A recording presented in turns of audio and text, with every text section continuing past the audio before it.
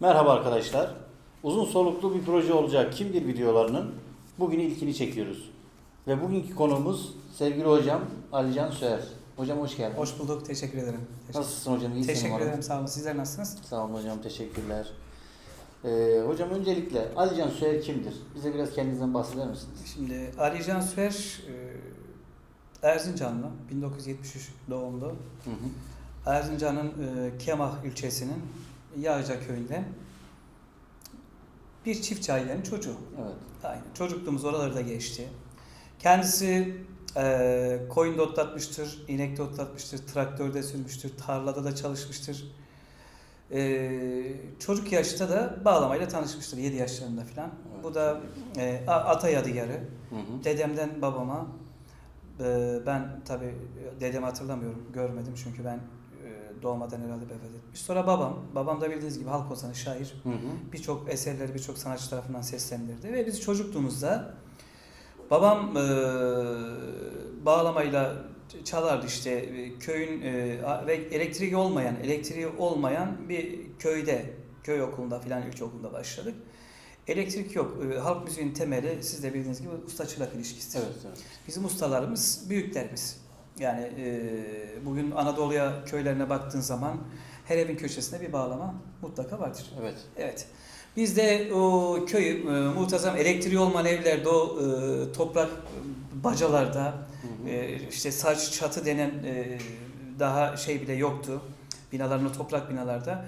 O kış akşamlarında yazın işte çiftçilik yapıp tarımını yapıp buğdayını işte bilmem neyini kışın baklagillerini depoya ambarlar dediğimiz şeylere kışlık yiyecekleri depolamadan önce ne yaparlardı?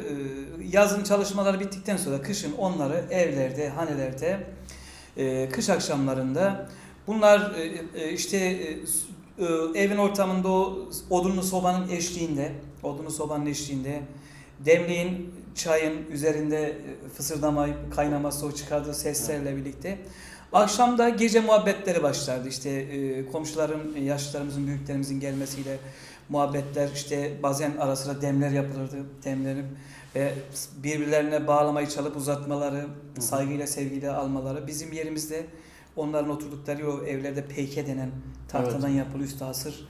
Sekide deniyor. Tabii, aynı sekide deniyor. Bazı şeye göre değişiyor. Büyüklerimiz oralarda muhabbetlerini yapıp çalıp söylerken bizim yerimizde kapının arkası yerdi çocukların. Evet. Ama O bir hevesten dinlerdik. hevesle onları dinlerdik. Onlar gibi çalmaya çalışırdık. Zaman ilerledi tabii. Elektrikler geldi. Televizyonlarla tanıştık falan. O televizyonda büyüklerimizin bize bahsettikleri ustadlarımızı gördük. Onları gördük. Onları izleme şansımız oldu. Daha sonrasında konuyu uzatmayayım. İstanbul'a gelerek işte benim çocuk yaştan beri bağlamada bir idolüm vardı. Arif Hoca. Evet, Arif Hocam. Onun Aksaray'da kurmuş olduğu müzik okuluna gittik, kaydımızı yaptık. Zaten bağlamayı hasbekadar... Zaten herhalde ilk öğrencilerindesiniz değil mi hocam? Tabii o dönemler. Bizden öncekiler de var da biz de o dönemin düşün Hı hı. yani yaklaşık 25-30 yıl olmuş yani. Evet. Aşağı yukarı. 22 yıl sadece benim müzik okulum var yani 22. senem bu sene. Bayağı uzun bir Aynen, zaman. tabii. Uzun lafın kısası oraya başladık. Zaten dedim ya çıkardığı tınılar beni etkiliyordu Arif Hocam. İşte her insanın hayatında bir idolü vardır. Evet, evet. Tabii. Onun öncesi de var. İşte bir Ali Ekbeşçek üstadlarımız daha ismini sayamadığım yüzlercesi. Birçok değer var tabii. Tabii ki kesinlikle. Kendimizi gelip bu İstanbul piyasasında sanatın içerisinde bulduk. Yani daha doğrusu müziğin içerisinde. Sanat şeyi bana her zaman ağır geliyor. Sanatçı olmak kolay değil. Bunu her zaman söyleyeyim. Asıl sanatçılar Piyusan ablalar, Aşık Veysel'ler gele bunları saymayayım şimdi akşam olur. Akşam oldu sabah olur diye. Aşık büyük sanatçılar onlar. Evet, evet. Müziğin içerisinde bulduk. Belki yaklaşık 1000'e yakın albümde. Şimdi albüm deniyorlar. O zaman kasetti. Hı hı. Makara zamanında sanatçıya albümde eşlik ettim müzik piyasasında. Daha sonra işte 90'lı yıllarda kendi müzik okulumu kurdum. Bugün belki 22. 23. yılımız işte. 23 yıldır ders Tabii 23 yıldır ders veriyorum. Bayağı uzun soluklu Öğrenci yolculuk yetiştiriyorum hocam. ve piyasanın da önemli noktalarında yetiştiğim öğrenciler var, siz de biliyorsunuz. Evet, evet, tabii ki, Aynen, tabii aynen. ki. İşte en güzeli de o değil mi hocam? Aynen Hani ya. verdiğiniz o Tabii. emeğin Tabii kesinlikle. o öğrenciler işte Kesinlikle. karşılıyor. Kesinlikle. Bizimki aşk zaten. Aşk işi. Hani ticari olarak baktığın zaman Olmaz. geriye dönüp baktığında ben 22 yılda ne kazanmışım baktığında değil işte.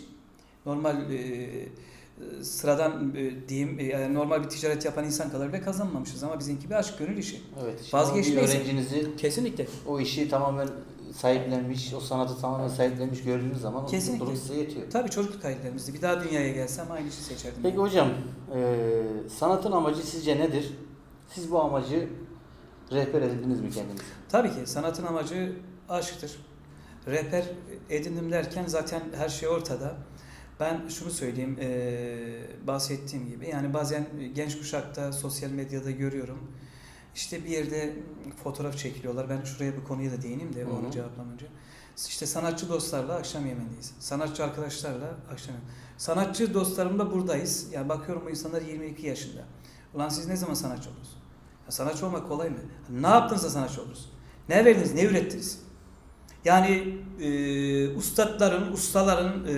ustalarımızın, büyüklerimizin ta yüzyıllar önce, yıllar önce Karacaoğlan'dan bu tarafa yaptığı eserleri bile doğru dürüst daha yanlış icra ederek birçoğu onu daha yanlış icralar ederek halka sunmaya çalışıyorlar. Belki işte hasbelkader belki halkın iyi bir dinleyici çoğu da farkında bunun da. Ama dinliyorlar. Yani sanatçı olmak kolay mı?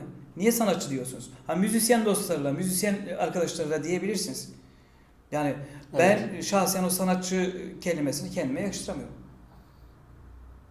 Yani daha o mertebeye Ya tabii ki yani ulaşmadınız. o mertebeye ulaşmış çok büyük üstadlarımız var. Evet. Sanatçı kavramı çok ağır bir kelime. Onu yani az önceki sorunun cevabı da bu olsa daha iyi olur yani. Evet bence. hocam. Aynen. Peki hocam, ilham mı sanatı besler yoksa sıkı çalışmak mı? İkisi de birbirini tamamlamalı. İlham, şimdi sanatta ilham gelir yazarsın, ilham gelir eser, müzik hakkında gelir çalarsın ama şunu da geçmemek lazım. Yeteneksizsin, 15 saat çalışıyorsun günde, bir şey çıkmaz. Yeteneklisin, çok tembelsin, yine bir şey çıkmaz. Evet. Ama hem yeteneklisin hem çalışıyorsan çok şeyler olur. İkisini dengelemek lazım. Dengelemek lazım, evet. Evet. Yaptığınız işte kimin tarafından takdir edildiğiniz sizin için önemlidir hocam? Ders verdiğim mekanda yani eğitmenlik yaptığım kurumlarda, şimdi kendi kurumdayım. Öğrencilerim tarafından takdir edildim. Dışarıda da hasbelkader iyi dinleyici kesimden, iyi dinleyiciler tarafından takdir edildiğim oldu. Bunlar sizin için Zaten önemli. tabii ki öyle çok önemli. İyi olmayan dinleyici zaten anlamıyordur belki sanattan. Peki hocam, sanatsal gelişiminizi hangi yöntemlerle sağlıyorsunuz? Şöyle söyleyeyim ben, üstadları dinleyerek. Hala da ben akşam eve gittiğimde 10-10.30 gibi derslerim bitiyor. Mutlaka ki bir Aşık Veysel, mutlaka ki bir Muharrem Ertaş dinliyorum. Evet. Dinliyorum. Onların tınısından Kesinlikle, besleniyorsunuz. kesinlikle.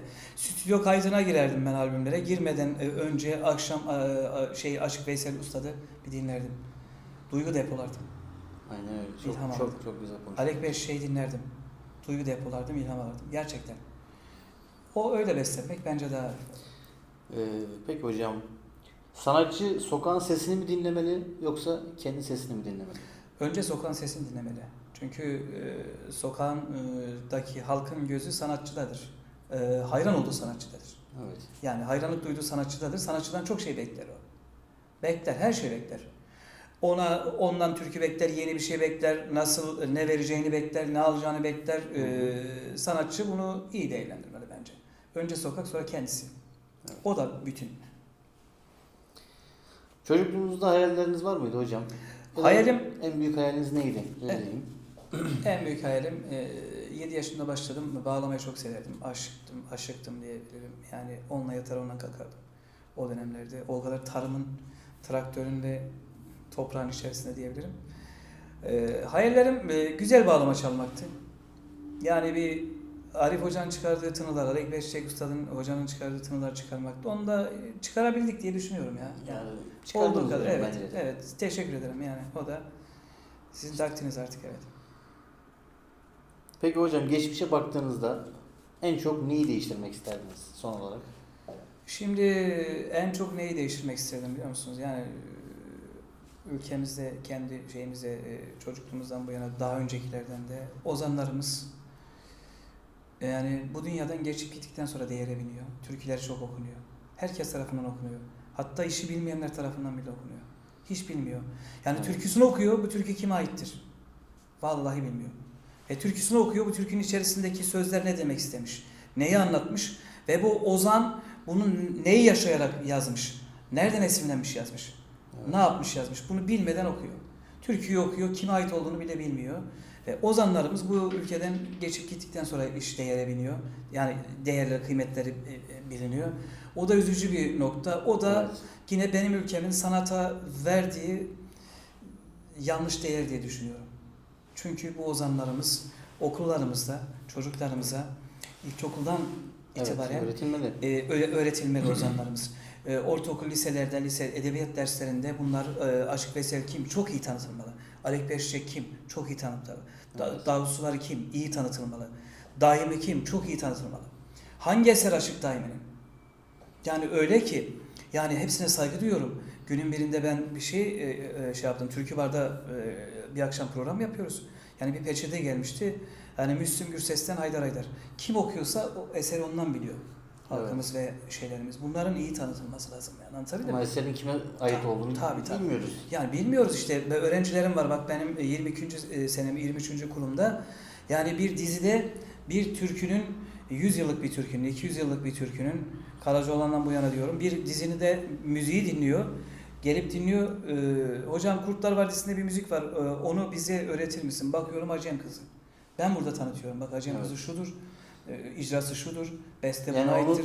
Dizilerden değil de zamanında okullardan öğrenseler kesinlikle okullarımızda müzik derslerinin genişletilmesi lazım. Evet, bakın yeni oluyor, olmaya çalışıyor. Bu da sakat bir şey. Bundan da çelişkeliyim. Oraya girmeyeyim ben. Siyaseti pek sevmiyorum. Şey var. Yani okullarımızda yıllardan beri müzik dersinde ne var? Blok flüt. O işe yaramaz bir flüt var. O naylondan yapılma. Yıllardan beri öyle diyeyim ben. O blok flütle öğrencilerimiz müzik derslerinde kandırıldı. Niye? Bu ülkenin çok güzel sazları var. Bugün dünyanın en güzel enstrümanı dediğim bağlama bu ülkenin temel sazı. Evet. Bu okullarımız öğrencilerimize iyi tanıtılmalı. Mey iyi tanıtılsın. Ney tanıtılsın. Daha adını sayma. Kabak kemanı iyi tanıtılsın.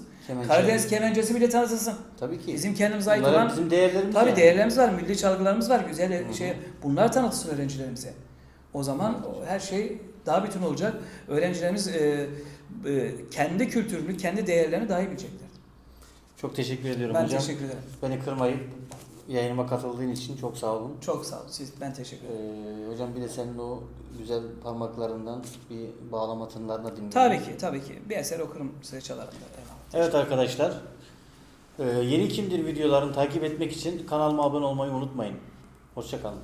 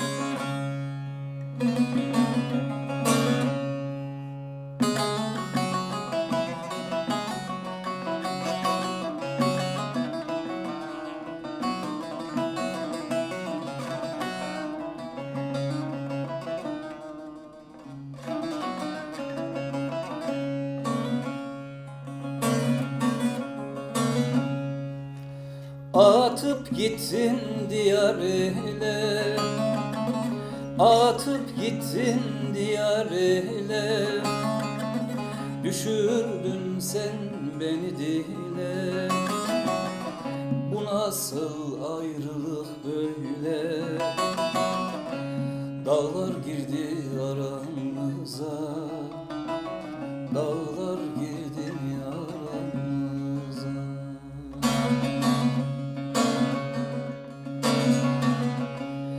Baharımdın sen yazımdın, gönüldeki bir nazımdın, dillerimde avazımdın, dağlar girdi aramıza.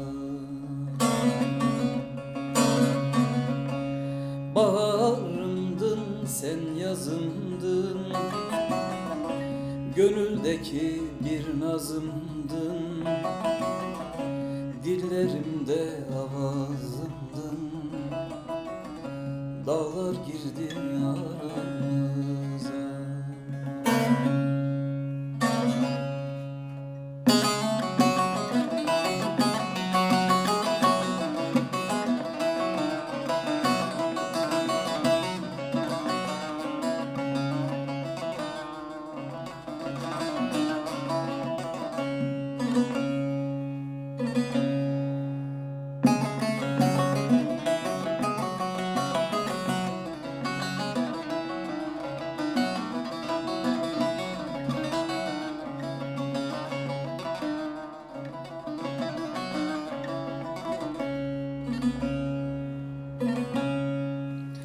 Bu da mı varmış kaderde, bu da mı varmış kaderde, düşürdün süeri derde. Mekan nerede, yuvam nerede, dağlar girdi aramıza, dağlar girdi aramıza. Hasretim saçın teline, gönülden açan gülüne, sorarım seher yeline, dağlar girdi aramıza. Hasretim saçın teline, gönülde açan gülüne, sorarım seher yeline, dağlar geri